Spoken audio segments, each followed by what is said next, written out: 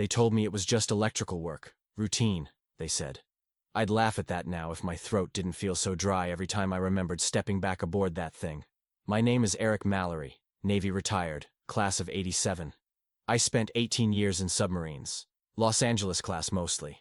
I knew how to live where no sunlight touched, how to sleep through metal groaning like dying whales, how to tell the difference between silence and pressure. That silence, it changes you. Trains your ears to pick up things others would ignore. The hum of an overloaded relay, the subtle warble of coolant flow, the kind of creak that meant hull strain, not settling steel. It stays with you. I thought I'd left all that behind when I left the Navy. But then came the call. A private contract. 2 months, overseeing electrical inspections on a decommissioned sub docked at a private yard on the eastern seaboard, somewhere past Norfolk, surrounded by swamp and fog. They said they needed someone with clearance and experience, someone who wouldn't ask too many questions. I said yes, because at 62, there aren't many calls like that. I packed my tools, kissed nobody goodbye, and drove east. I remember the first time I saw the Orpheus. They didn't call it that anymore, just Unit 303B. But the old designation was burned onto her hull like a scar. She looked like any other aging fast-attack sub from the Cold War era. Black paint peeling, dorsal fin rusting at the base, lines draped like veins down her sides. But the water around her, it didn't ripple. Not even a breeze moved across it. The yard was quiet. Too quiet for a site with 3 support trailers, an auxiliary generator, and 4 other contractors on the roster. They greeted me in silence. No names, no handshakes, just clipboards and nods. They had eyes like I did, men who'd been too long in the dark. The Orpheus had been mothballed since '94, after an incident nobody liked to talk about. Rumors said she surfaced in the wrong ocean, came back with 6 men missing, and 1 on board who didn't match the roster. Some claimed she surfaced on her own.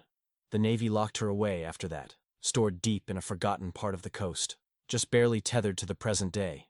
That's where I came in, not to fix anything, but to confirm that nothing was broken. Or at least, that's what I thought. On my first night, I went aboard alone. The sub still had power, strangely. Not from the grid, the shore cables were dead, and the generators were disconnected. But the internal lights were faintly glowing, flickering like candles in a sealed tomb. I checked the main breakers in the forward compartment. Dead. I checked auxiliary feeds. Nothing. But the lights stayed on. Just emergency strips, casting dull amber glows along the floor. And they pulsed. Not all the time. Just every few minutes, in sequence, like a heartbeat. I stood there, alone in the command center, and I could swear the air around me was warm. Not stale, not cold like a steel coffin should be after 30 years in dry dock. Warm, like breath on the back of your neck. I ran my hands along the bulkheads, checking insulation and grounding lines. No anomalies. But the vibrations were off. Every sub has its own rhythm, a soft blend of creaks and hums, tiny echoes you learn to ignore. This one was wrong. It was too deliberate, rhythmic. Not machine noise, but something mimicking it. Something alive trying to sound mechanical. I stayed longer than I should have, staring at the captain's chair. It hadn't aged. No dust, no rot in the leather. The metal footrail below it had scuff marks, fresh ones. I tried not to think about that. I logged my initial report, wrote, minor residual current activity, possibly static bleed, no immediate concerns. I lied. It wasn't static. It was watching. That night, I stayed in the on-site trailer.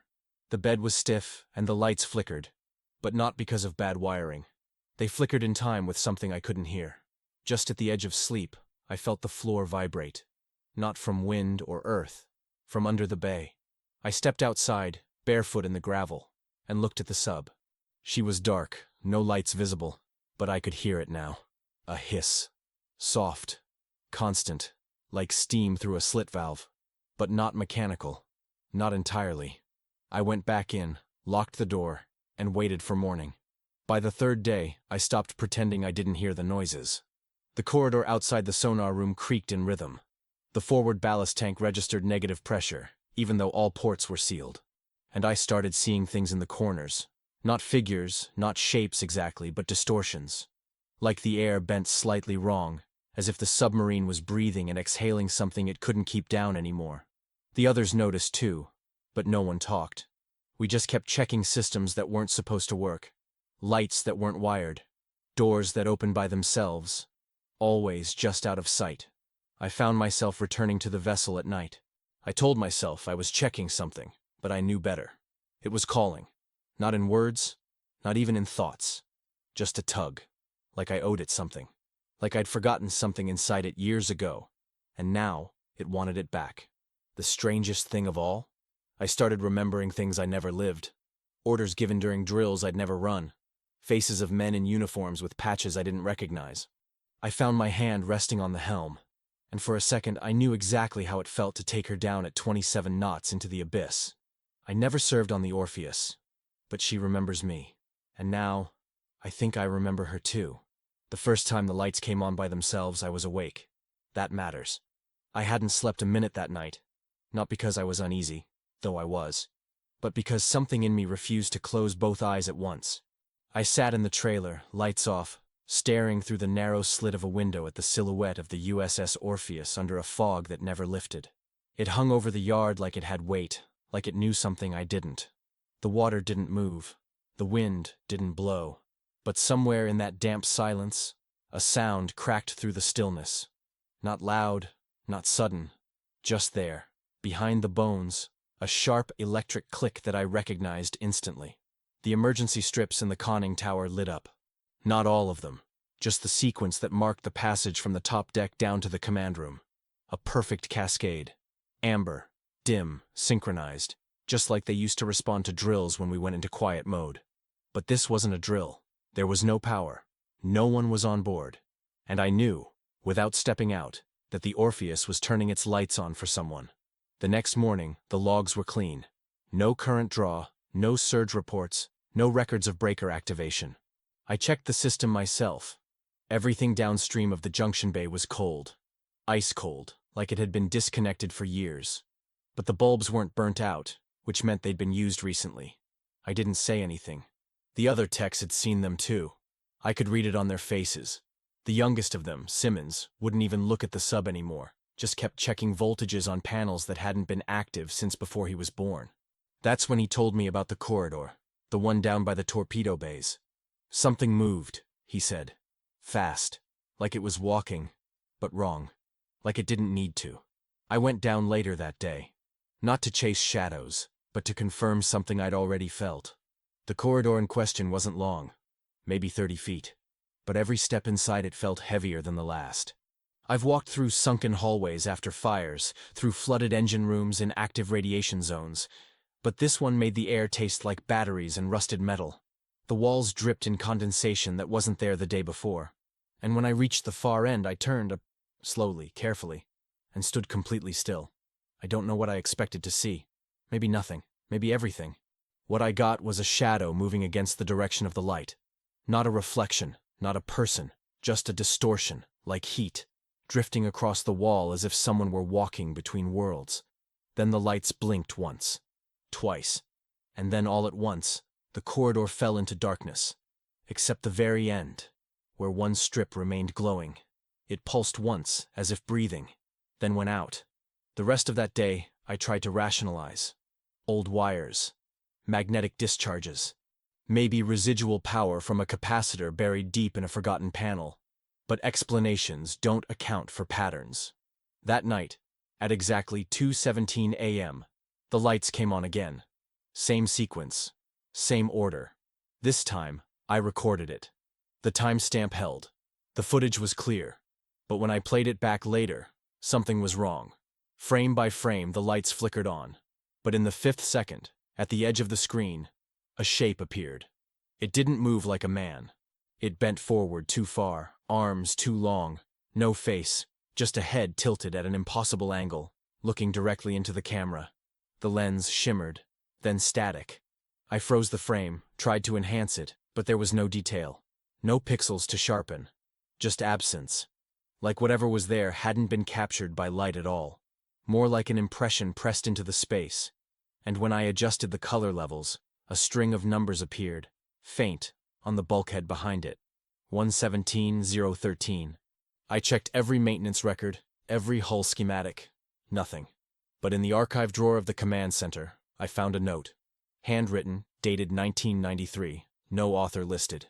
It read, "If you see them, don't count the eyes, count the reflections." The next 3 nights repeated the same sequence. Always 2:17, always the same lights. Sometimes more than once.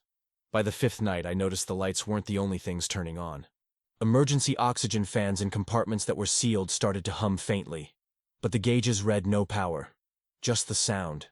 Like the submarine was rehearsing how to be alive again. Relearning its functions. Not all at once, just in pieces. Like a brain trying to remember how to breathe. And through it all, the sense of presence grew. You know how it feels when someone stands behind you, even in silence? Now imagine that sensation never leaving. That was the Orpheus. Never touching you, never speaking, but always there. Behind the metal, behind the air, just waiting. Simmons refused to go back inside after the 7th night. He claimed he heard his own voice coming through the corridor speakers, whispering things he hadn't said yet. He left without saying goodbye. I found his access card near the ballast tanks, damp and slightly bent like it had been chewed. I kept it in my breast pocket, though I don't know why. That night, I stayed on the sub. Slept in my old bunk, compartment 6. I thought maybe if I confronted the silence, it would leave me alone. But silence isn't the enemy. The hum is. At 2:17 the lights turned on again. This time, all of them. Not just the corridor. Every emergency strip, every overhead, every control panel flickered to life in perfect sequence. The sub glowed like it was alive. But I didn't get up. I just stared at the ceiling, feeling the pulse of metal around me. The low thrum of something stirring behind the walls. The lights weren't showing me something. They were warning me, or welcoming me back. When they turned off, I could hear something else. A sound I'd only heard once, long ago, during a drill gone wrong off the coast of Greenland. It was the sound of pressure building inside a sealed compartment, like the air didn't want to be inside anymore. Only this time, it wasn't escaping. It was being pulled deeper in, like the Orpheus was inhaling. And for just a moment, I swear to God, I felt the whole submarine shift. Not the way a docked vessel creaks. I mean, it moved, like something under it had pulled, gently, intentionally, toward the seabed that wasn't there. There is no seabed here, only dirt and stone and rusted pylons. But the Orpheus remembers pressure, and I think, for a few seconds that night, it forgot it wasn't under the ocean anymore. The next morning, I went straight to the lower decks, carrying nothing but a flashlight and the growing certainty that the Orpheus was trying to show me something. I had been here 2 weeks, but that night, the night the lights awakened in perfect sequence, marked a change. The vessel had crossed a threshold, or maybe I had. Either way, I felt more inside it than outside, like my mind had begun rearranging itself to match its corridors. I took the central stairwell past compartment 5, noting the chill that rose from the torpedo bays, and turned left toward the maintenance shaft I hadn't noticed before. The blueprint said it led to a sealed ballast tank. The blueprint was wrong. There, at the end of the catwalk, was a hatch I didn't remember passing before, even though I had walked this exact path twice during my first inspections. It wasn't rusted.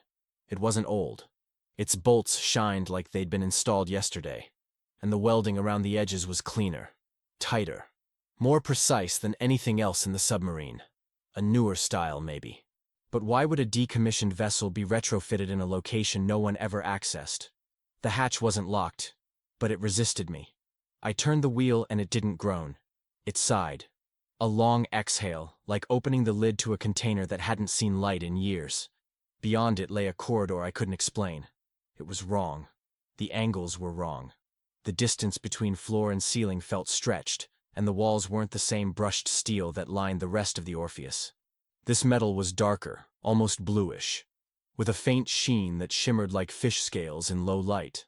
My flashlight flickered the moment I crossed the threshold, not out of battery, but as if protesting the very concept of illuminating what lay ahead. The corridor was silent, yet I swore I could hear something moving behind the walls, as though the entire sub were hollow and filled with breath. I walked slowly, counting my steps. The corridor extended longer than it should.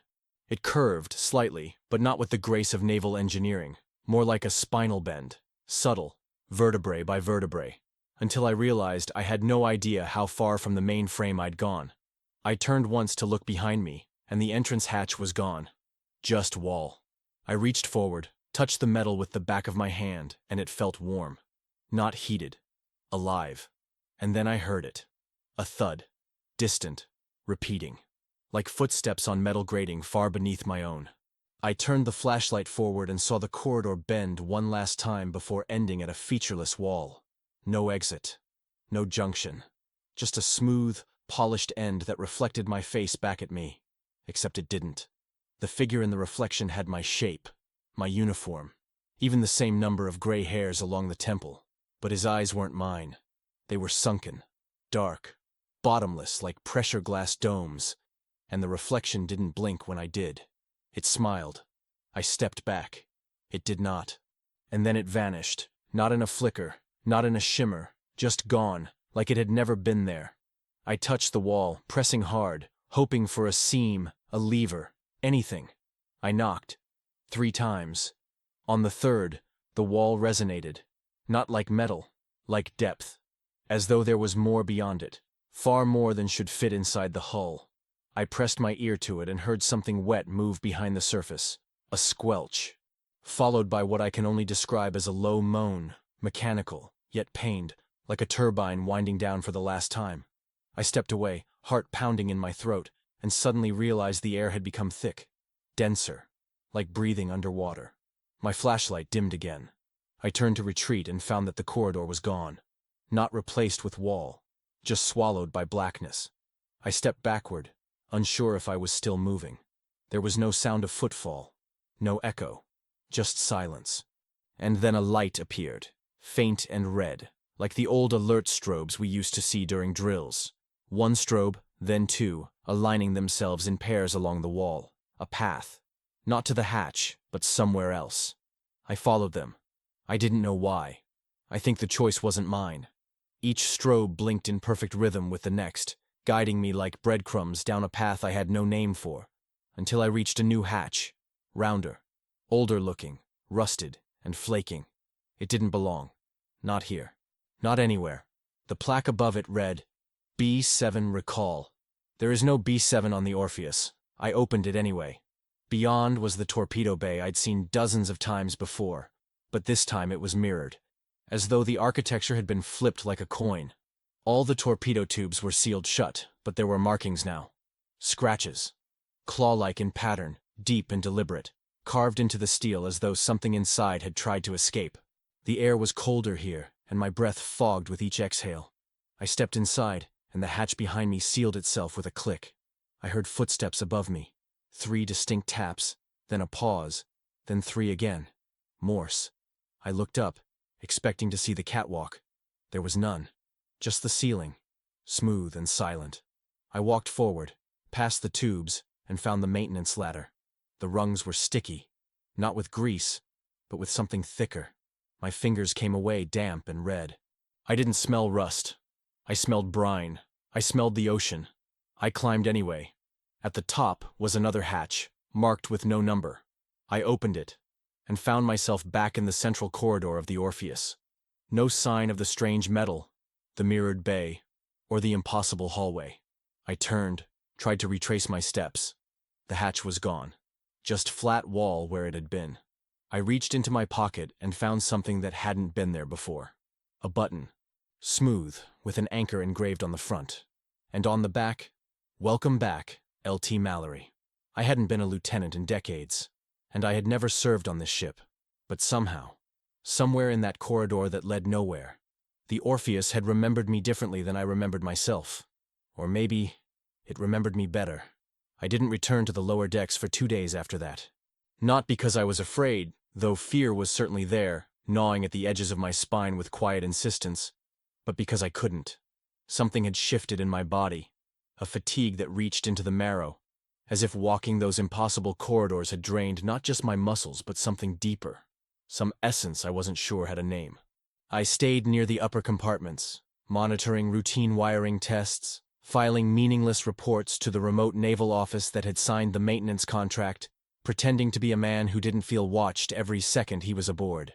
The button remained in my pocket like a talisman or a curse, its engraved anchor still sharp against my skin. I didn't tell anyone about it. Who would believe me? Even I barely believed myself. But that didn't stop the ship from whispering. And on the third night, Compartment 7 spoke. The intercom systems aboard the Orpheus had long been disconnected. Stripped wires dangled in junction boxes, and the master audio relay behind the navigation room had been physically removed. Something I confirmed myself during the second week. Still, at 02:19 a.m., while reviewing an inventory list of removed sonar units, the intercom on the wall beside me crackled to life with a hiss, sharp and deliberate, like the intake of breath before speech. I froze, staring at the speaker like it had grown teeth. Then a voice emerged. Not a recording, not static. A voice. Male. Calm. With the clipped cadence of military formality, it said only 3 words. Lieutenant Mallory. Report. And then silence. I stared at the speaker for almost a full minute, my heart thudding so loud I thought I might hear it echo through the walls. The intercom shouldn't have worked. The entire system had been gutted. Yet there it was. My rank, my name, spoken clearly in a tone I hadn't heard in 30 years. I stood up, hands trembling, and tried to locate the source. Maybe a prank, I told myself. Maybe some surviving line accidentally reconnected. But I knew that wasn't true. I had checked every inch of the communications board. There were no active circuits left to carry a signal. Still, I needed to be sure. I took the maintenance shaft toward the center line, past the sealed ballast chamber, and descended into the midship corridor. Compartment 7 was marked on the original schematics as an auxiliary crew bunk area, sealed after the decommission. No one was supposed to access it. And yet, as I approached, I could feel a faint vibration in the metal beneath my boots, like a hum pulsing from behind the hatch. My flashlight flickered, then steadied, and I pressed my ear to the door. Nothing. No movement. No voices. Just that low hum, persistent, like a machine half awake and dreaming. I opened the hatch slowly, expecting rusted hinges to protest, but it slid open with unnatural ease. The room beyond was dark, but not empty. The bunks were there, old and stripped bare, their frames casting long shadows. In the far corner, a single light bulb swung gently, though no air moved around me. And then the intercom on the wall buzzed again. This time the voice was clearer, sharper. Lieutenant Mallory. Report to command. I turned toward it, hand already outstretched, when I noticed the label plate above the speaker. It wasn't corroded. It was new. Installed with fresh screws, gleaming against the bulkhead like it had just been set into place. The words engraved on it chilled me more than the voice had. Primary voice relay. Installed. March 2029. It was 2025. My breath caught.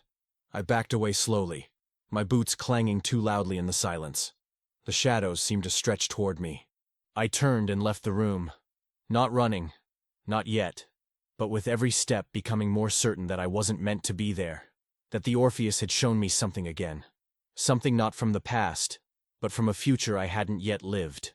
I reached the main corridor, heart hammering, and stopped when I saw the wet boot prints leading away from Compartment 7. They weren't mine. I followed them, slowly, cautiously, down the central passage. They led toward the reactor room. But that wasn't possible. That section had been sealed and welded shut since the vessel's retirement. Still, the trail was clear, salt-streaked prints glistening under the emergency lights. And just before the junction turned left, there was a message smeared in condensation across the bulkhead.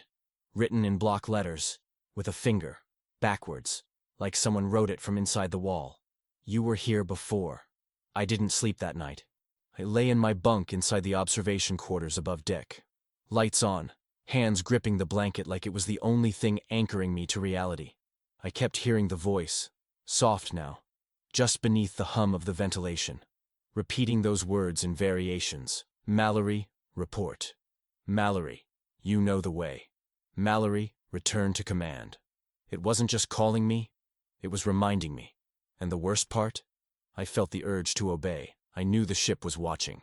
Not with eyes or cameras, not with logic or intent, but with something deeper, something older, as if the Orpheus had grown a memory of its own.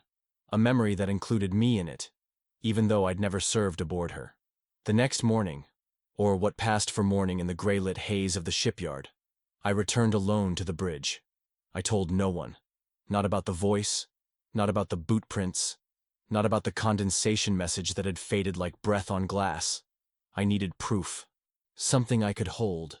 Something that made sense outside the fog that seemed to blur every corridor, every moment I spent inside that vessel. The bridge was quiet when I entered. As though holding its breath, I flicked on my inspection light and walked straight to the captain's quarters, where the ship's final logs should have been archived or long removed. The cabin was sparse. 2 chairs bolted to the floor, a narrow bed with stripped linens, a rusted filing cabinet sealed with a padlock. I expected dust. I expected age.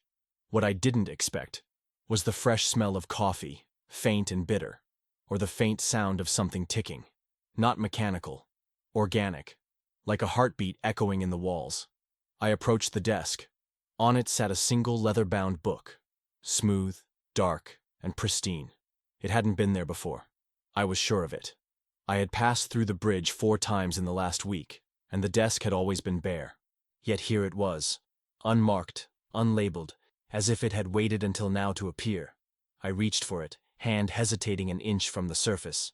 It felt warm. Not room temperature warm, but alive warm, as if it had been held just moments before. I opened it. The first 20 pages were blank. Then came a line of handwriting, crisp, in navy blue ink, written in a tight, precise hand. It wasn't my handwriting, but the words, they were mine. I returned to the ship again today. I heard the voice in compartment 7. It said my name, my rank. I flipped to the next page, and the log continued. Verbatim memories of the last 2 days. Thoughts I'd barely formed, moments I hadn't spoken aloud. There was no timestamp, no signature, just entry after entry, recording what I was thinking as though the ship had become a diary of my mind. It described the moment I found the periscope man. It mentioned the button in my coat pocket. It even recorded the exact words I whispered to myself when I first opened the mystery corridor. Words I didn't even remember until I read them again. I turned the page. The next entry began with a sentence I hadn't yet thought. Tomorrow I will open the hatch to the torpedo room again. I stared at the line, then checked my watch. 08:47. I had planned to inspect the torpedo room at 0900, per my mental checklist. I hadn't told anyone. I hadn't written it down. But the log already knew. And worse, it continued beyond that. Mallory will begin to remember more of the mission. He will begin to understand his assignment. The integration will accelerate. My hands trembled. I flipped to the last page. A line was being written as I watched. Words forming on the paper, curling across the page as if drawn by an invisible pen. I backed away. The desk creaked under the weight of the book. The heartbeat sound grew louder. I slammed the book shut and ran out of the cabin, the sound of my boots muffled by something new, like the ship itself was absorbing the impact. I didn't stop until I was in the galley, hands braced against the wall, trying to catch my breath. When I looked up, the light over the table flickered. On the table was a mug. My mug. The one I'd brought from home, with the crack along the rim and the chipped base from my time in Bahrain. But I had left it in my locker. Steam curled from it. It was filled with coffee. Black. Just the way I drink it. I didn't touch it. I left the galley. I locked myself in the electrical maintenance room and stayed there until the end of my shift, avoiding every reflective surface, every closed door that seemed to wait for me to open it. That night, I didn't sleep. I stared at the ceiling of my quarters in the shipyard's rust-colored dormitory. The logbook's sentences burned into the backs of my eyes. He will begin to understand his assignment. What assignment? I was a retired technician. I wasn't part of any mission. The Orpheus had been decommissioned before I even reached my final posting. Yet the log knew my schedule, my thoughts. It had written in my voice. It had predicted my movements. And if I returned, I knew it would have more entries waiting. It wasn't just recording. It was guiding, teaching, conditioning. I tried to convince myself it was a prank. Some elaborate experiment. Maybe psychological. Someone monitoring my actions, planting props. But the warmth of the logbook, the scent of coffee that matched mine exactly, the handwriting, the way it mirrored the tone of my private inner monologue. These things weren't easily faked. They weren't natural. The next day, I returned. Of course I did. Not because I had to. Not because anyone ordered me to. But because I felt like I didn't have a choice. Something in the Orpheus pulled at me gently, like gravity. I needed to see the book again, to see what came next. Maybe I thought I could find something that disproved it. A misspelling, a failed prediction, a crack in the illusion. But deep down, I knew what I would find. The bridge was darker than I remembered. The emergency lights blinked at irregular intervals, casting long shadows across the consoles. I opened the captain's cabin. The book was open, waiting. And the newest entry simply read, "He is back." The first thing I noticed wasn't the smell, though it would soon permeate every breath I took. It was the sound, or more precisely, the absence of it. The Orpheus had always been a quiet place, yes, but not like this. There was always something faint, the gentle creak of metal adjusting to temperature, the far-off whine of wind slipping through the cracks in the shipyard's outer hangar, the static buzz of dead speakers still pretending to listen. But as I approached the torpedo room that morning, there was nothing. A void. The kind that swells against your eardrums and reminds you you're somewhere you don't belong. My boots struck the floor like mallets on stretched skin. Hollow. Heavy. I reached the outer bulkhead and paused, my hand hovering just short of the latch. The metal was damp. I withdrew my hand and rubbed my fingers together. Slick. Salt. That was the first time I felt it.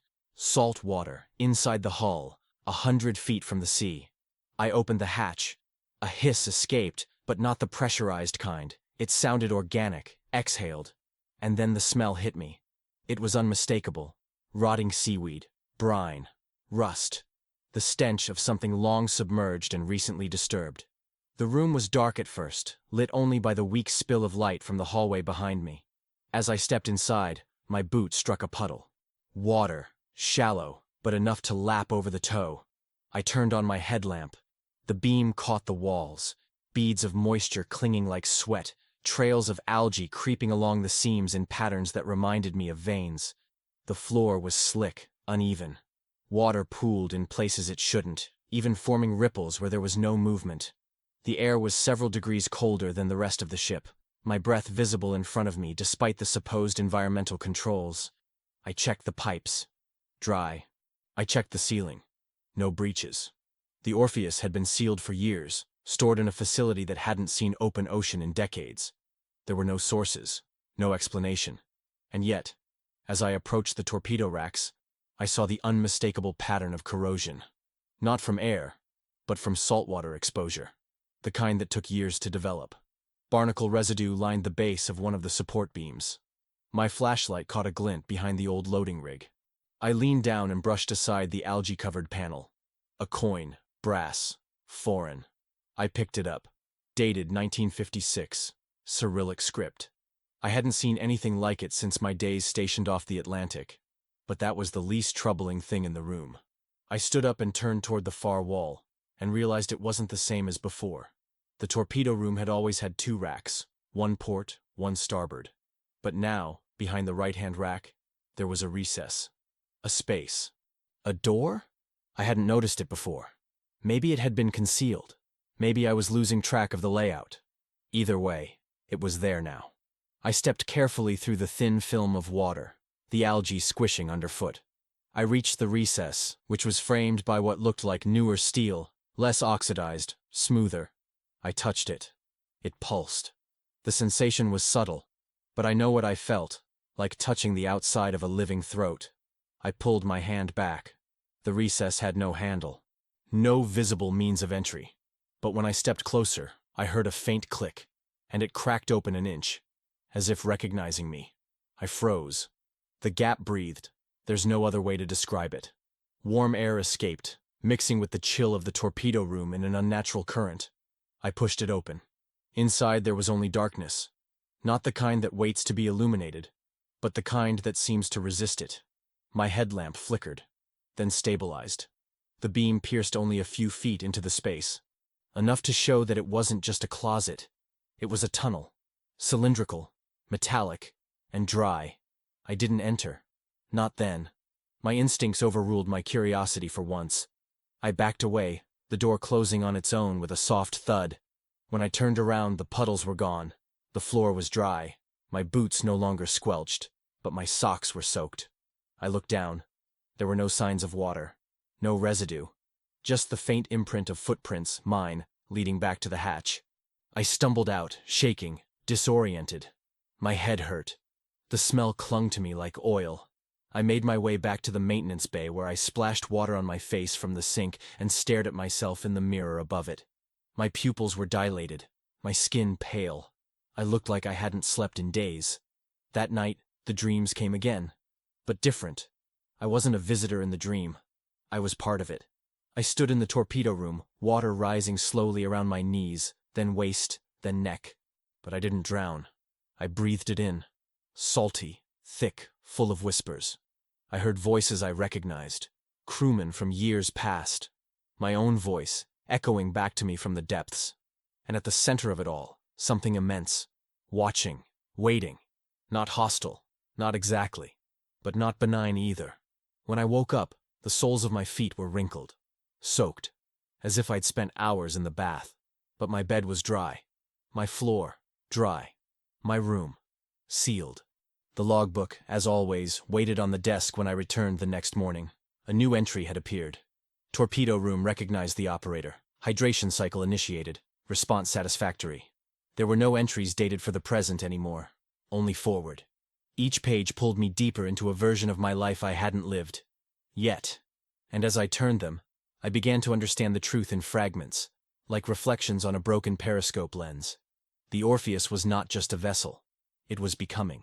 Not alive in the biological sense, but aware. Sentient in structure, in memory, in will.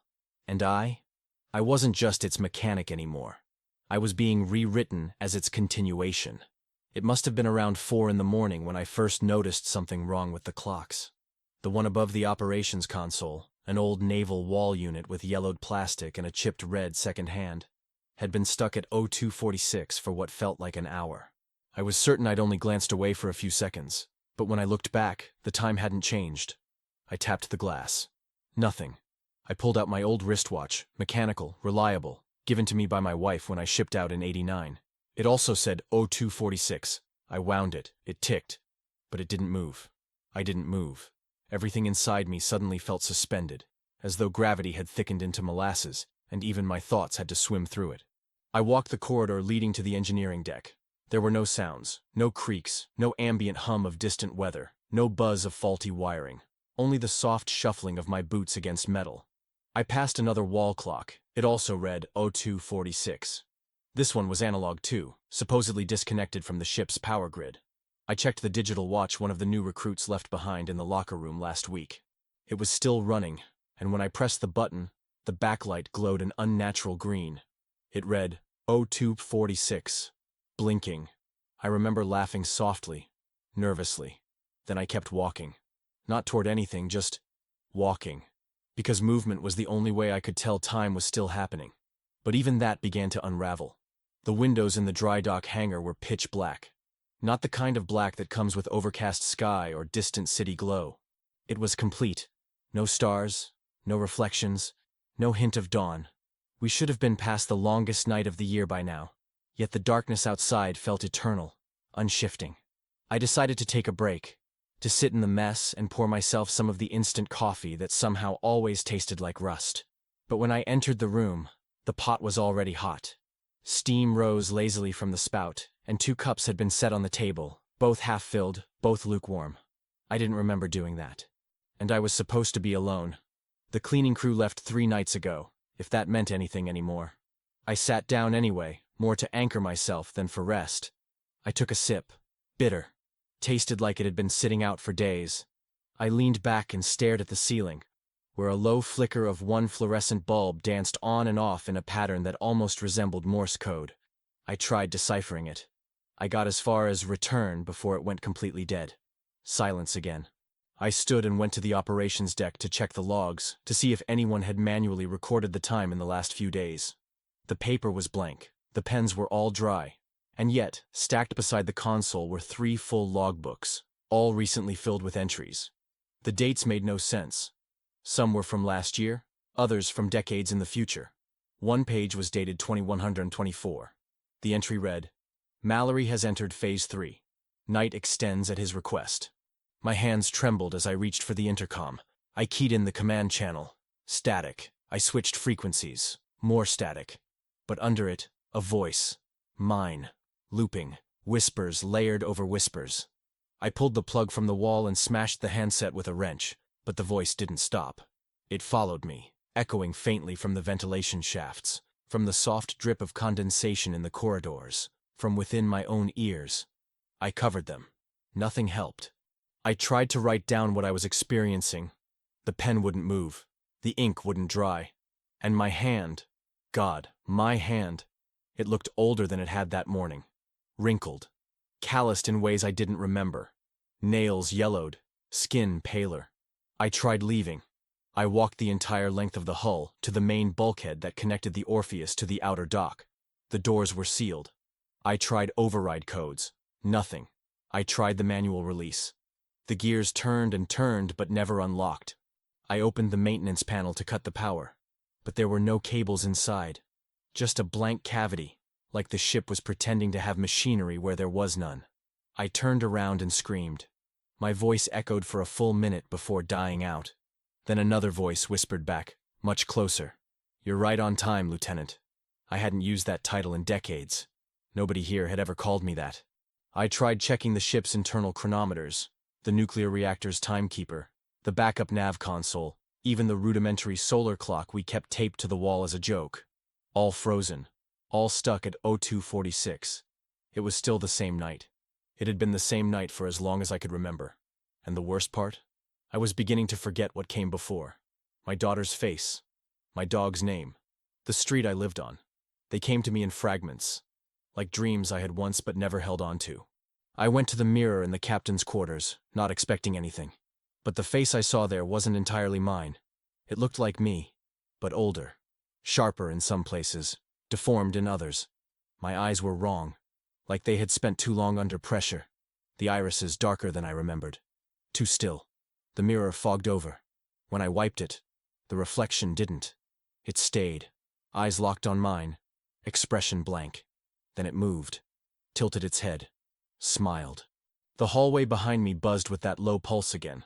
The one I used to associate with reactor checks. But there hadn't been a reactor in the Orpheus for years. I followed the sound. It led back to the torpedo room. The same one I swore I wouldn't enter again. It was dry now. Warm. Almost welcoming. And in the center, a folding chair. My old uniform laid across it. The name tag freshly sewn. E. Mallory. I didn't put it there. A voice inside my head said, "The shift never ends. The sea remembers." And I knew, somehow, on a level beyond thought, that the Orpheus had stopped being a machine. It had stopped being decommissioned. It had stopped being old. It was awake. And I was no longer its mechanic. I was its crew. It had been days, though that word no longer meant anything, since I last trusted the clocks aboard the Orpheus.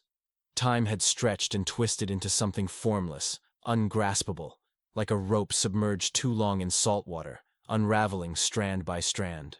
My sleep was shallow and intermittent, filled with the same choking dream. Water pouring in through cracks in the hull.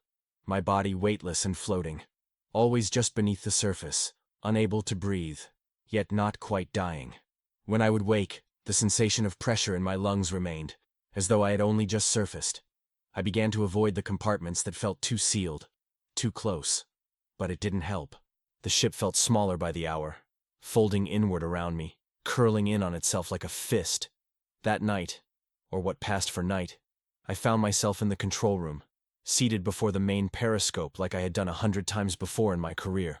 Although this one was no longer wired, no longer connected to anything.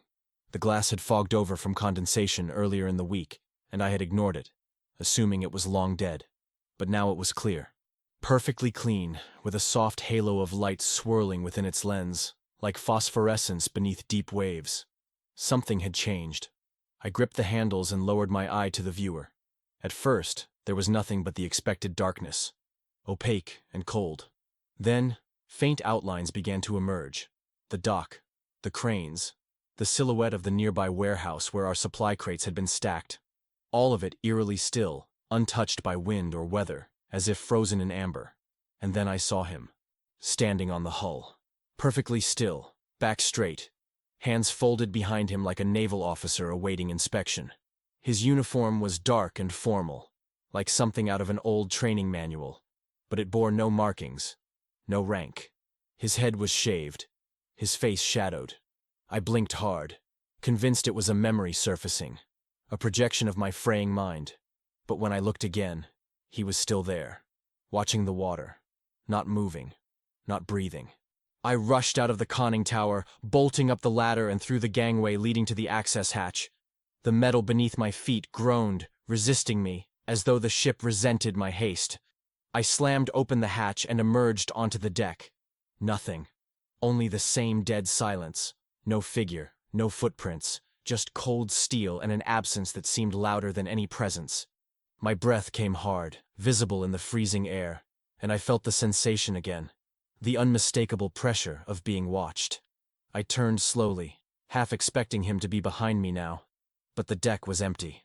Only shadows, deep and unnatural, stretching longer than the floodlights should have allowed. I climbed back down, pulse still erratic, telling myself it was stress, sleep deprivation, isolation. But when I returned to the periscope, I hesitated. I knew what I'd see. I placed my eye against the lens. The man was there again, but this time, he was not on the hull. He was inside, standing in the command room, behind me. I turned, heart in my throat, but there was no one. I reached for the emergency comm system, long deactivated, I knew. But the handset crackled to life on its own. "Mallory," the voice said. Calm, familiar. Not mine, but close. Eyes forward. I dropped the handset. It clattered against the metal floor and went silent. I backed toward the exit, keeping my eyes on every surface, every reflection, waiting for something to shift. But it was the shadows that moved first. Long ribbons of them, threading between light fixtures and bulkheads, as if following me. I tried to rationalize it. My mind combed through every manual, every psychological profile I'd read during my time in the Navy. Hallucinations. Visual distortions due to prolonged sensory deprivation. But that didn't explain how the security footage confirmed what I saw. The figure on the hull, just as I had described him, appearing for 4 frames before vanishing. That didn't explain the handprint found on the inner side of the periscope glass the next morning. A perfect print. Wet. Salty. Not mine. I began checking the cameras more frequently. Obsessively. Rewinding and rewatching entire hours of empty corridors, waiting for movement. And it was there. Always at the edge of the frame.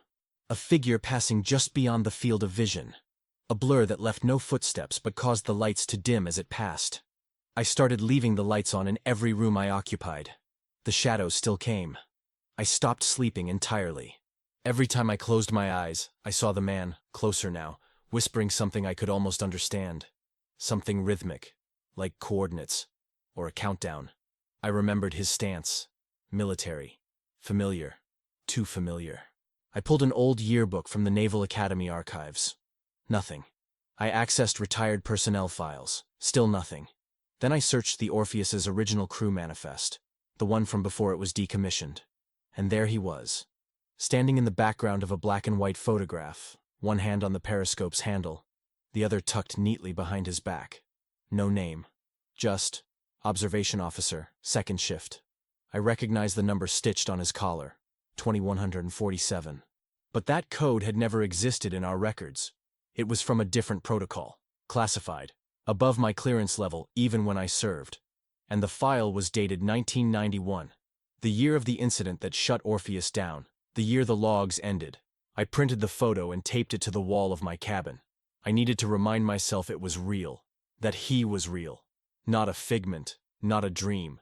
But every night, the photo changed. First, his face became clearer. Then his eyes. Then the background began to shift, until it wasn't the original crew anymore. It was me, standing among them, wearing the same uniform, number 2147 on my collar, and the others, they had no faces. I stopped leaving the upper levels after that. The reflection, the photo, the voice, none of it felt like memory anymore. It felt like premonition. The ship had begun to breathe louder, creaking with the rhythm of a chest under pressure, as if it too had lungs and each passage I walked was merely an artery pulling me deeper into its core. I moved mostly at night, or what I assumed was night, keeping the emergency lights dim, following the soft red glow along the floors. I had stopped eating in the mess hall days ago. The food was always cold. The forks sometimes rearranged themselves. But that night, or maybe it was morning, I felt drawn back. I told myself it was just hunger, that maybe I could sit at a table, breathe, and think like a person again. When I entered the mess, everything was silent, except for the soft click of the overhead fans, slow, intermittent, too slow for real airflow. The room was clean, too clean. Tables arranged exactly like the diagrams, as if no one had touched them in years, as if they had only just been installed. The metal chairs gleamed faintly, despite the corrosion overtaking the lower compartments. I moved to the far left, where a wall of lockers had always been sealed shut, padlocked and rusted beyond repair. I had ignored them during every previous inspection. This time, one of the doors hung slightly ajar. A small gap. Just enough. I stepped forward. My boots didn't echo. It felt like walking into velvet. I gripped the locker's edge and pulled. The door opened without resistance. Inside, a single garment. Folded, pristine, untouched by time or salt. A Navy-issued jacket. Modern cut. New stitching. I reached in, lifted it gently, and turned it toward the light. My name was embroidered on the chest in bright silver thread. E. Mallory. I stared at it for a long time. The fabric was warm. Not just warm, radiating heat, like it had just come from a dryer. I flipped the tag over. Date of manufacture. February 13th, 2027. That couldn't be. That date hadn't happened yet. I checked the patch on the arm. Orpheus Division. A design I'd never seen before. Abstract, spiraled, with what looked like concentric sonar waves radiating from a central point. I ran my fingers along the thread. The sensation was familiar, nauseatingly so. I knew this jacket. I had worn it, but not here, not yet. My mind started to divide, not fracture, but double. Two versions of me elbowing for space in my skull, one who knew the rules of the physical world, and another who had already abandoned them. I turned to leave. The mess hall looked different. Tables were gone. Or maybe not gone, just elsewhere. The room had shifted subtly, like the walls had exhaled and repositioned. I tried not to blink too fast. I clutched the jacket and walked toward the opposite wall. That's when I saw it. A mirror. It hadn't been there before. I hadn't seen a mirror on this boat in days. And now, there it was. Installed perfectly between two overhead ducts. It showed the mess hall behind me, but not as it was. It reflected an older version. The tables set for service, trays laid out, and people, faces. Men and women in uniform, sitting, eating, talking. I recognized them. I shouldn't have, but I did. Names came to me. Rank, birthplaces, dates of commission. One of them laughed and nodded at something. Another looked directly into the mirror, directly at me. I stepped back. In the real room, nothing. Empty. Silent. I stepped forward again. The figures in the mirror began to fade like steam lifting from hot steel. One remained. Me. Sitting at a table near the center, wearing the jacket. Older, scarred, but undeniably me. He raised a cup of coffee, drank, then turned and mouthed something. I didn't hear it, but I knew what he said. It belongs to you. The mirror cracked. A thin fracture from top to bottom. A soundless scream across the glass. I reached toward it. My reflection did not move. It stayed, smiling faintly, as the world behind him began to shift again. Shadows pooled behind the tables. Metal began to twist, subtly, into spirals. And in that moment, I saw what the Orpheus remembered. Not events, but people. It remembered crew. It remembered presence. Not in photographs, not in recordings, but in space, in sensation. The ship held its own archive, and I was already part of it. I left the mess hall carrying the jacket. I couldn't remember where I had last set down my old one. I passed compartments I no longer recognized. Labels had changed. Doors bore numbers that weren't Navy standard. At one junction, the floor was stamped with a new phrase. Observation cycle integrated. I had never seen those words before. I didn't know what they meant. But I understood, instinctively, that it wasn't a warning. It was a confirmation. Something had begun. Something I was already inside of. And the Orpheus wasn't finished remembering. Sleep no longer served as rest. It became another corridor, narrower, darker, more submerged each night. At first, I chalked it up to stress, the isolation, the recycled air within the Orpheus that never seemed to cycle anymore. I had lost track of how long I'd been on board. No calendar made sense, and the clocks that still ticked did so at inconsistent rhythms, like the heartbeat of a dying leviathan. I tried not to sleep, but fatigue gripped me harder with each passing hour. The lights would dim without command, the temperature would shift, and the hum of machinery I knew to be deactivated would return, beckoning. I gave in. The dreams began as flickers, corridors familiar yet longer than they should have been, wet steel beneath my boots, not just damp with condensation but submerged ankle-deep in ocean water. I walked without choice, turned corners that hadn't existed in the waking Orpheus, and saw bodies suspended in the water, drifting slowly as if caught in permanent buoyancy. Their faces were intact, but their eyes were gone. Every single one. Hollow sockets gazing through the misted gloom. They did not speak. They did not float. They hung, tethered by something invisible. When I woke, my hands smelled of iron. Not just rust, but old, sea-soaked iron, and my fingers were wet, not sweat, saline. I tasted it once. Regret swallowed me immediately. It was seawater. Cold, bitter, and deep. Not the kind that laps gently against a dock, but the kind that's harvested from the blackest depths of a trench. I started wrapping my hands in cloth before I slept. It didn't help. The dampness would soak through. Worse, I began to hear voices just as sleep approached. Not full sentences, but mutterings, echoes that swelled in the chamber behind my ears. Too close to be real, too far to be understood. I knew they weren't dreams. I could still feel my body on the cot. Still hear the low hum of the vessel's hull expanding and contracting like lungs. But the images would push in anyway. Each night deeper. Each night colder. I stopped waking refreshed. Instead, I would return from unconsciousness gasping as if surfacing from a near drowning. My eyes would sting, my gums bled once. I found rust beneath my fingernails. I hadn't touched any open metal in hours. One night, I awoke sitting upright in the control room, staring at the darkened sonar panel. I didn't remember walking there. I didn't remember dressing, but I wore the same jacket I'd found in the mess locker. The one with my name, the one with the date from 2 years ahead. I hadn't worn it to bed. When I tried to take it off, the zipper jammed. The material felt like it had molded around my arms. I had to cut it off with a tool. The next night, I dreamed again. But this time, I stood among the bodies, and I knew their names. I called them. They turned. No eyes, but still they looked. I recognized one as Lancer, my old sonar officer from decades ago. Another was Lieutenant Boyle, whose face I hadn't seen since he was reassigned to a different fleet.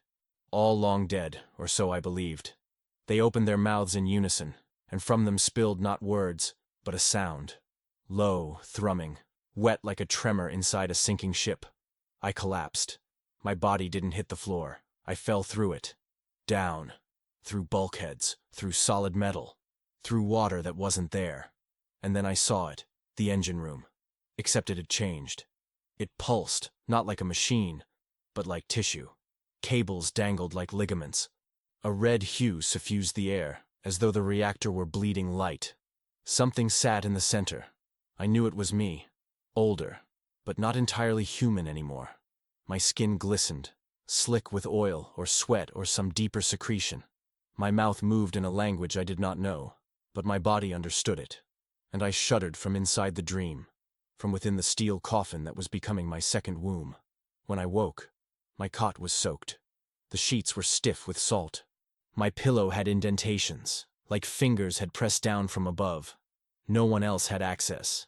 I stopped keeping logs. There was no one left to read them. Orpheus did not need my records. It remembered without pen or paper. It used metal and humidity and temperature to recall its history. It was using me to write the next entry. I began seeing things while awake. A trail of water droplets leading from the control room to the torpedo bay. Not condensation. Actual tracks. I followed them once, only to find a hatch that should have been sealed, open by an inch. I closed it, locked it. The next day, it was open again. I tested myself daily for infection, for psychosis.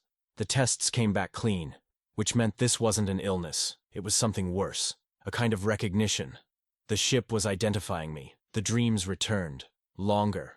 Now I dreamed of fusion, of flesh binding to circuitry, bone meshing into turbine shafts.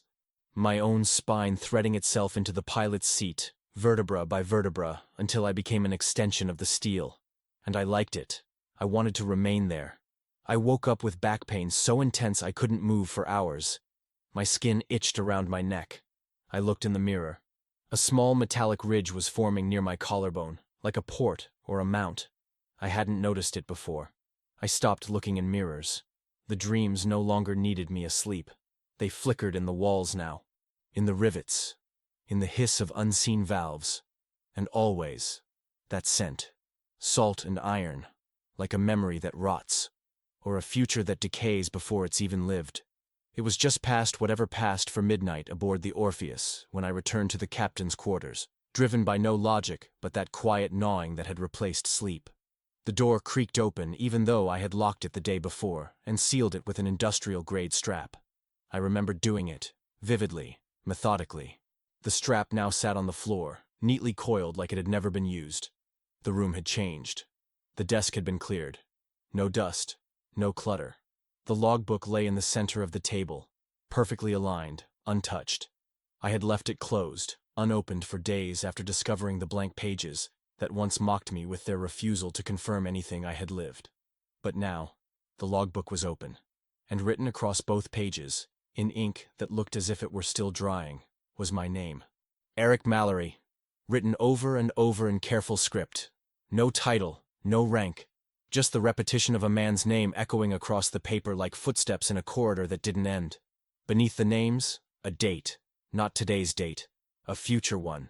December 13th, 2029. 3 years from now. I stared at it for what felt like hours. My breath slowed. The ink didn't smudge when I reached to touch it. It had dried already. But the book was warm. The pages felt faintly alive, not pulsing, not breathing, but pliant, like skin left too long in steam. I flipped back, one page at a time, expecting blankness. Instead, each page was filled. No ink stains, no calligraphy errors, no signs of human fatigue. Each line crisply etched in the same careful hand. But the entries, they were not logs. They were memories. Not mine. Not yet. Descriptions of events that hadn't occurred, but would. Maybe. The second page detailed an electrical fault that would trigger at 03:47 a.m. in compartment 3 near the auxiliary battery panel. I checked. At 03:46, I heard the pop and smell of burned plastic before I even reached the hatch. Sparks danced across the insulation foam, and the room buzzed with low, angry voltage until I shut the main breaker. I ran back to the logbook. It had already added a note. Corrective action taken by Mallory. Reaction time. 41 seconds. Satisfactory. There were entries with more detail. Entries I couldn't verify yet. 08:22. Fire suppression will activate without cause in galley. No visible flame. Mallory will reset the system manually. I waited. At 08:21, the alarm screamed. Sprinklers erupted, soaking a room empty of any heat source. I was already moving before the first drop hit the floor. The system obeyed my override. The book recorded, engagement successful, integration continues. That word, integration. It showed up frequently after that. Subject Mallory showing elevated compatibility. Integration node expanding across neural alignment. Language module absorbing psychological profile. They weren't logs anymore. They were diagnostics. I was being evaluated, and not by any human system. I kept reading. One entry described a future transmission, one I would supposedly send. It referenced an autonomous command request and a voluntary merger with central directive. There was no way I would write that. No way I would agree.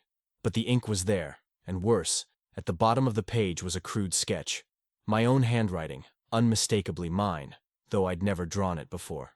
A schematic of the Orpheus's engine room, redrawn and reshaped, restructured with symbols I couldn't identify. Organic curves interlaced with sharp angles, like a language meant to be interpreted by something not quite human. The entries became more personal. They began recording my thoughts, not actions, thoughts. Subject reflects on identity, doubts past timeline, considers possibility of pre-birth origin within vessel. Another. Subject experiences grief at loss of former self. Acceptance pending.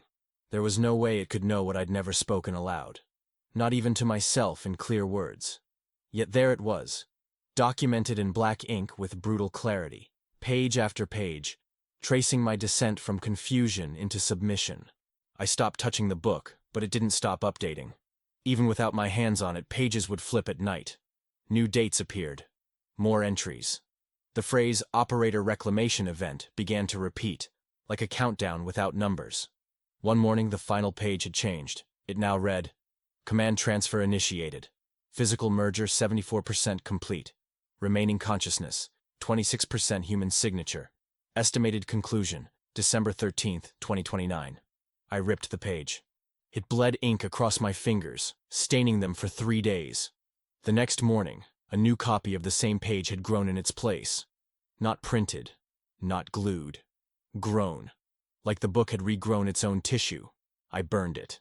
I set the logbook in the galley's old oven and ignited a full gas flush. Watched the flames consume the cover and melt the spine. The room reeked of boiling plastic and something far worse, like hair and ozone and dead sea creatures. I left the oven running for hours. But when I returned to my quarters, the logbook was on my bed. No burns, no marks. Just a new page. Damage report. Superficial only. Reintegration confirmed. Operator retains resistance. Resistance is calculable. I threw it across the room. The lights flickered. The air thickened. The Orpheus groaned like a ship under pressure. But we were docked. Grounded. Unpowered. Yet something beneath my feet shifted, not like steel warping but like bone cracking.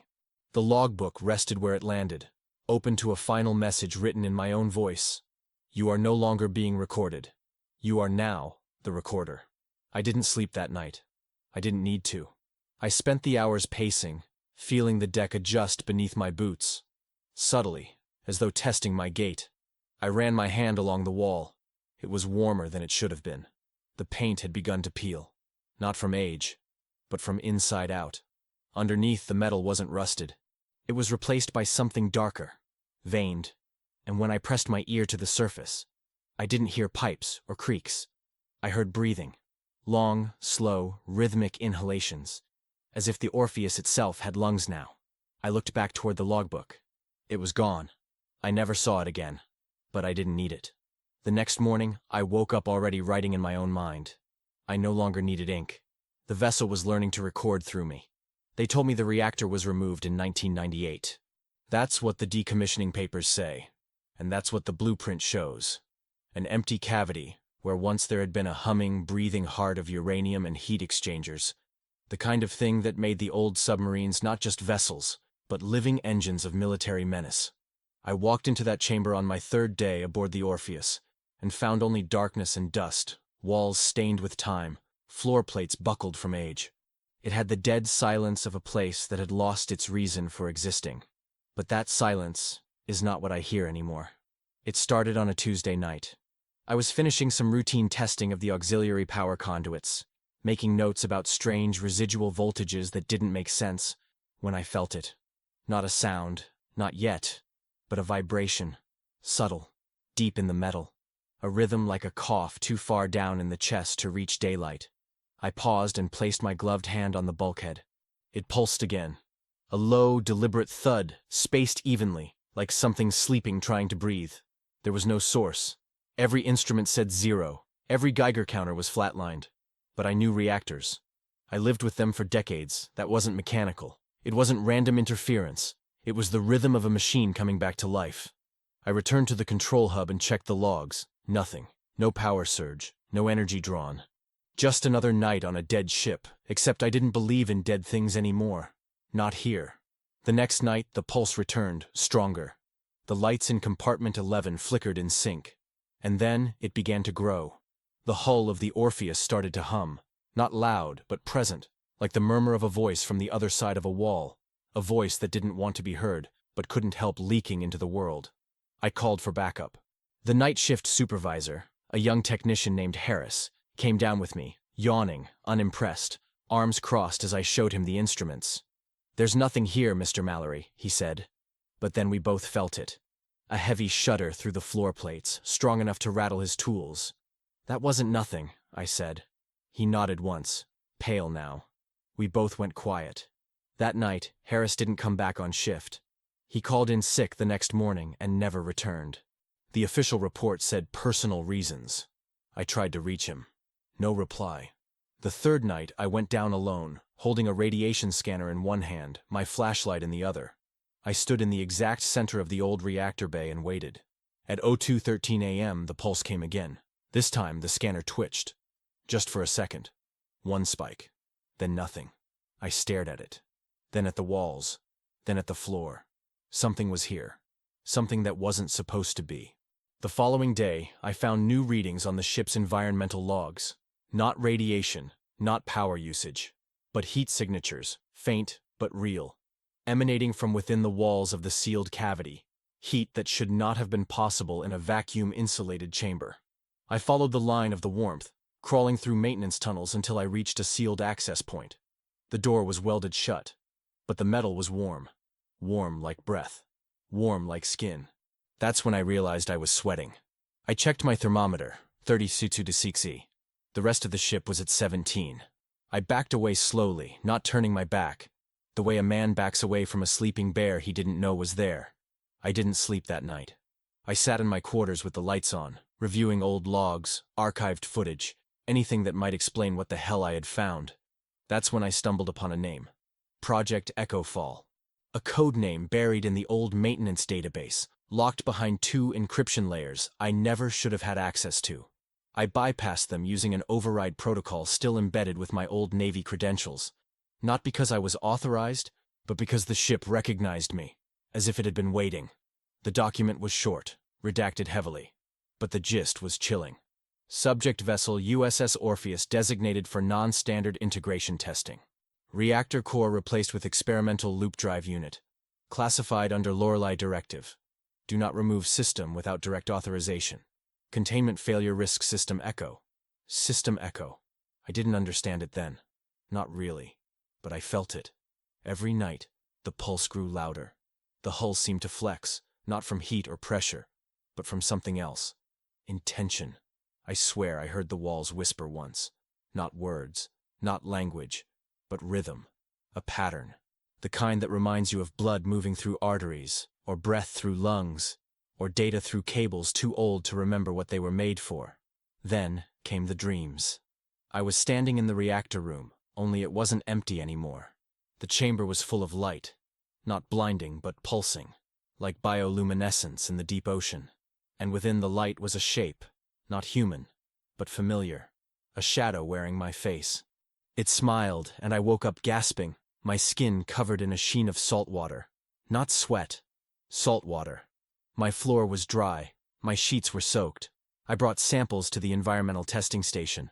Sodium levels consistent with seawater. No source detected. I asked to be reassigned. My request was denied. No explanation. Just a formal memo. Operations must continue. Your presence is essential to the integration process. Integration. The word repeated itself in my mind like a siren behind my eyes. And I realized something that changed everything. The Orpheus wasn't a wreck. It wasn't a relic. It was a chrysalis. And something inside it was waking up. Something that needed a name. Something that had chosen mine. I stopped checking the security feeds for a while. Something about watching empty corridors and sealed hatches made me feel like a child staring too long into a dark closet. Half convinced something would move if I blinked too slowly. But after the pulse in the reactor room began syncing with the lights across the ship, I had no choice but to return to the surveillance station and review what the cameras had seen in the nights I had refused to look. I expected static. Silence. At worst, flickering lights or the occasional maintenance worker caught mid-inspection. What I found instead was movement. Deliberate, organized, coordinated movement. The feed began at 03:12 a.m., same as the pulse. The lights in Corridor B flicked once, then twice, and then 4 men walked into frame. Not rushed. Not aimless. They moved in formation, side by side, uniforms pressed, boots quiet, heads forward. They turned in unison at the junction, not glancing at the camera. My heart pounded, not from fear exactly, but from the collapse of certainty. There shouldn't have been anyone down there. No scheduled shifts, no patrols, no crew. I rewound and watched again, frame by frame, and that's when I saw the details that broke the back of rational thought. Their uniforms weren't right. Not just old. They were from the Cold War era. Crisp blues and blacks, service insignias no longer in use. One had a shoulder patch that hadn't been standard since 1979. Another wore a radiation badge dangling from his collar, the kind used only in high-exposure missions. But it was their faces that stopped me, or rather, the lack of them. Each man's head was present, intact, but the faces were blurred, like someone had taken a wet brush and smudged the digital frames. Their features bent and shimmered like heat on asphalt. I thought it might be compression errors, maybe corrupted footage, until one of them turned slightly. And for half a second, the distortion cleared. It was me. Older, thinner, hair gray, shoulders straighter than mine had been in years. He looked right at the camera and his lips moved. I replayed it again and again. There was no sound, but I didn't need it. I knew what he said. "You're late." I fell back in my chair, lungs empty. When I looked again, the figure was gone. Not walked away, just gone, as if that single moment had only existed for me.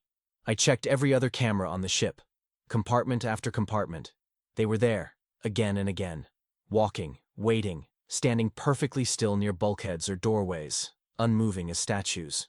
Some stood shoulder to shoulder like soldiers awaiting orders. Others sat at consoles, hands hovering over dead keyboards. One even stood behind a mess table, holding a metal tray filled with food that wasn't there. And in every scene, at least one version of me. Sometimes in uniform, sometimes in civilian clothes, once shirtless, covered in what looked like oil or blood, staring at the lens with a gaze that never blinked. I printed the stills, dozens of them, taped them to the walls of my quarters, drew lines between timestamps, built timelines of appearances, tried to find a pattern, but there was none. They were ahead of me, behind me, beside me. Not ghosts, not hallucinations. A fractured crew, broken across time or memory or something worse. And I was part of them, or becoming. I stopped trusting reflections. Mirrors warped around me. The reflective panel in the reactor room once showed me smiling, even though my mouth hadn't moved. My own shadow seemed longer at night. I stopped speaking aloud, afraid of hearing a voice echo back that wasn't mine. I reported none of this. Who would believe it? Who would care? The ship was sealed from oversight. The logs were automated. The outside world thought the Orpheus was dead metal floating in dry dock. But something had reawakened the ship, and whatever it was, needed people. Not bodies, not workers. People who belonged here, or who once did, or who could be folded into the memory of those who had. I dug into the archives again. I needed names, faces, anything to explain who these men had been. And I found them, eventually. A list of service members lost aboard the USS Orpheus during what had been called a classified systems anomaly in 1994. 12 men, all presumed killed in an onboard fire, all buried in empty caskets, photos included. Every face matched those from the footage, except one, mine. I wasn't on the list, but a man with my name, my age, my birthplace, and a different face was. Eric T. Mallory, Navy engineer, assigned to the Orpheus from 1993 to 1994. Date of death, May 18th. Cause, unknown. I was born on May 18th. I sat in the dark, surrounded by faces of men who might never have left, or who had left something of themselves behind. And I realized I had made a mistake. I had come to this ship thinking I was here to fix something, that I had been brought back for routine inspection, electrical systems, professional input. But now I knew the truth. I wasn't here to work on the Orpheus. I was here to remember it, to be remembered by it, to become part of a system that couldn't function without me, or a version of me. The other crew wasn't haunting the ship. The ship was becoming them, or they were becoming it, or all of us, stitched together in time loops and metal, in echoes and pulse waves, in cycles of memory that folded inward like origami made from classified documents and unspoken trauma. And the longer I stayed, the more I felt it pressing into me, carving out room in my spine, whispering to me in the sound of shifting ballast tanks and the groan of aging steel. I didn't know what was worse, the realization that I might not leave, or the fear that I already hadn't. The pulse had stopped. That's how I knew something was changing. For days, maybe weeks, it had been the one constant in my new reality. That low, rhythmic hum emanating from the lower decks like the heartbeat of a metal god asleep in its tomb. And then, without warning or ceremony, it went silent. Not in the way that a machine shuts off, but in the way a living thing dies. The air felt wrong in its absence, like something was missing from it. Not oxygen, but presence. The Orpheus felt emptier, or maybe it had finally consumed everything it needed. I found myself drifting through the halls, no longer searching for answers, but for acknowledgement. I passed the mess hall without looking inside, not ready to see what version of myself might be sitting there now. I passed the crew quarters, where the bunks had begun to warp into organic shapes, sheets tangled in strange knots, pillowcases damp with seawater that had no source. And then I reached the propulsion chamber. At first, I didn't recognize it. The bulkhead was gone, or rather, it had been pulled inward, twisted as if by heat or immense pressure. Though there were no scorch marks, no burns, just an aperture, ovular and pulsating faintly, like the iris of an eye too large to belong to anything human. The walls within had changed, no longer steel and rivets, but something smoother, ribbed and curved, dark with the sheen of wet ceramic or chitin. Tubes snaked along the floor and ceiling, not wires, not plumbing, but something in between, something that flexed when I approached, retreating as if breathing through skin. I stepped inside without deciding to. My body moved like it had been here before, like it belonged. The temperature dropped, not sharply but gradually, with each step down into the heart of this space that no engineer ever designed. Lights no longer hung from the ceiling. Instead, illumination pulsed from the walls themselves, from nodes that flared softly in hues I couldn't name, colors that didn't exist in the visible spectrum, yet made my eyes ache and my memories quiver.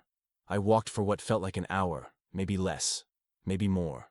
Time had no weight here. And then I saw it. At the center of the chamber, where the reactor should have been, where once atomic fire had powered the Orpheus's silent voyages beneath enemy waters, there now stood a throne. Not a chair, not a seat, a throne, woven from conduits and plates, bone and cable. It rose from the deck like it had grown there. It was neither metallic nor organic, but some abomination between the two, like a corpse that had been taught how to imitate a machine. The back was tall, curving into an arch, arms flared outward, shaped to accommodate human limbs, but wrapped in coils like veins, and across the crown, etched with impossible precision, was my name, E. Mallory. I didn't speak. I didn't move. My breath came in shallow gasps, the kind that precede realization rather than fear. I approached slowly, one foot in front of the other, as though I might disturb something sacred or awaken something slumbering. But the truth settled in my chest long before I reached it. This was not made for me. It was made by me. Not in the literal sense. I had no memory of welding or sculpting, no recollection of shaping this altar to selfhood. But in another life, or another layer of memory, I had willed this into being. My past, my name, my presence had been absorbed and translated into a command. This was not a machine awaiting orders. It was a vessel awaiting reunion. I reached out and touched the armrest. It was warm. Not hot. Not alive. Warm like skin recently vacated. Like something had been sitting there just seconds before I arrived. A pulse shuddered through the floor. Then another. Then the lights dimmed. Not off, but lower. Like the ship was squinting, adjusting to the moment. And in the silence, I heard voices. Not from outside. From inside me. Whispers in a dozen languages, but all saying the same thing. Interface complete. I stepped back. My heart pounded not from exertion, but from resonance. The sense that my heartbeat was no longer entirely my own. That each thump was being answered from beneath my feet, as if the Orpheus had learned my rhythm and was echoing it back. The throne called to me again. Not through sound, but through gravity. I could feel my body orienting itself toward it. Pulled not by mass, but by something deeper. Narrative. As if my presence here had been part of a loop that only now reached its close. I turned and ran. My steps were clumsy, uncoordinated, like my legs belonged to someone else. The walls pulsed in protest, growing narrower as I moved, like the ship wanted me to stay. I reached the threshold and stumbled through it, collapsing on the cold metal floor of the original deck, chest heaving. The door behind me began to seal, not with a clang, but with a sigh, a wet, organic exhale. I crawled away. I didn't look back. For hours, or what passed as hours, I remained still, too afraid to sleep, too hollow to speak. When I finally stood, the ship was quiet. The hum was gone. The lights were steady, but I felt it in my bones. The pulse hadn't vanished. It had entered me. The assimilation wasn't mechanical. It was conceptual. I was no longer a visitor on the Orpheus. I was the Orpheus. Or at least, I was part of the new crew. And somewhere in the heart of the ship, in that chamber of memories and wires and identity, a throne sat waiting. Not empty, waiting. Not for a body, for a decision. The snow had started falling again, heavy and thick, blanketing the dockyard in silence. I watched it swirl under the yellow security lights as I stood by the main gate of the facility, badge in hand, duffel bag slung over my shoulder, boots damp with the cold sweat of hesitation. The guard at the gate was new. Or maybe I'd simply forgotten his face in the blur of the last few days. He looked at me as if I were just another tired technician clocking out. I tried to force a smile, the kind you give when you want people to believe everything's fine. "Shift's over," I said. "Need to get home. My wife's waiting." I don't know why I said that. I'd been divorced for 9 years. The guard didn't question it. He nodded, slid open the side panel of the booth, and reached for the logbook. Name? I froze. Not because I didn't remember it, but because I wasn't sure which name I should give. Eric Mallory, yes. But that version of me. The civilian, the technician, the man who lived in a small condo 3 miles from the shipyard. He felt less real now. More like a memory inserted into a body I hadn't fully earned. I said it anyway. Mallory. Eric. He scribbled it down, yawned, and waved me through. The gate buzzed, the lock clicked, and the cold hit me harder than I'd expected. For a moment, I just stood there, unsure what to do with the freedom I had reclaimed, or thought I had. I started walking, past the yard, past the rusting cranes, past the rows of shipping containers that always seemed to hum slightly when the wind hit them just right. The snow muffled my steps, but I could feel each one reverberate up through my spine, like the deck plates of the Orpheus were still underfoot. I made it as far as the fence line. That's when I noticed it. The sky above me wasn't right. Not because of the clouds, or the snow, or the lights, but because I couldn't see stars. None. Not one. Just darkness. A ceiling, not a void. And then I heard the sound. Not a hum. Not the pulse. A voice. My voice.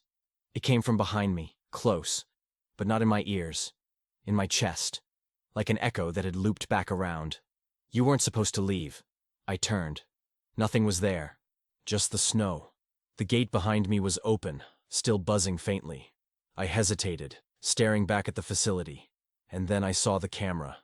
Mounted above the yard, pointed directly at me. It blinked. I don't mean the light blinked. I mean the lens blinked. As if it had an eyelid. I stumbled backward. My foot slipped in the ice. I caught myself against the chain-link fence, breath ragged, eyes wide.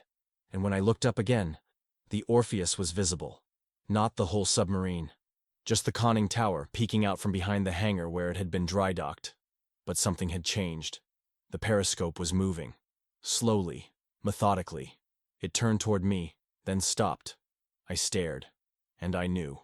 It wasn't watching the sky. It was watching me. I dropped the duffel bag. I ran. Not back toward the gate.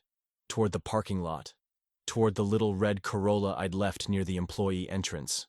My hands shook as I fumbled the keys, heart pounding. I got the door open, threw myself in, slammed it shut. Silence. For a moment, I let myself believe it was over.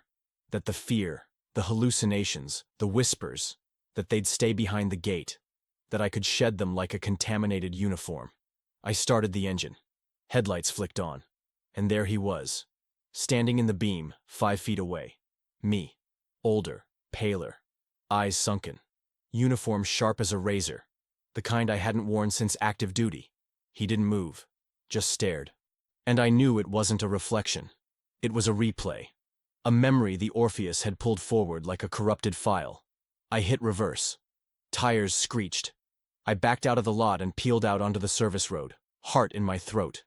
I didn't look in the rearview mirror. I drove for 40 minutes before realizing I didn't remember the way home. The streets were wrong, the signs unfamiliar. I pulled over near a gas station, if you could call it that. No pumps. Just a boarded shack and a flickering overhead light. I stepped out, phone in hand, trying to get a signal. Nothing. No bars. No time. The screen was frozen on 0000. I looked up, and I saw it. Reflected in the station's grimy window.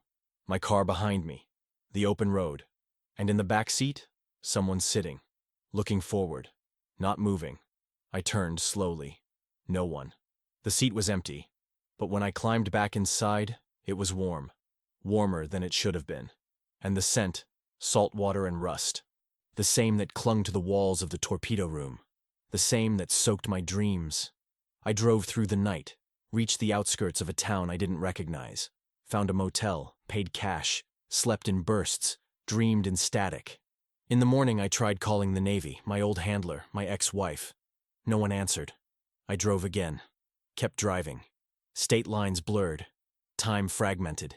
The Orpheus was with me, not as a ghost or a memory, but as an interface. I could feel it adjusting me, rewriting, preparing. And tonight, in another anonymous hotel room, I found a message waiting on the television screen when I entered.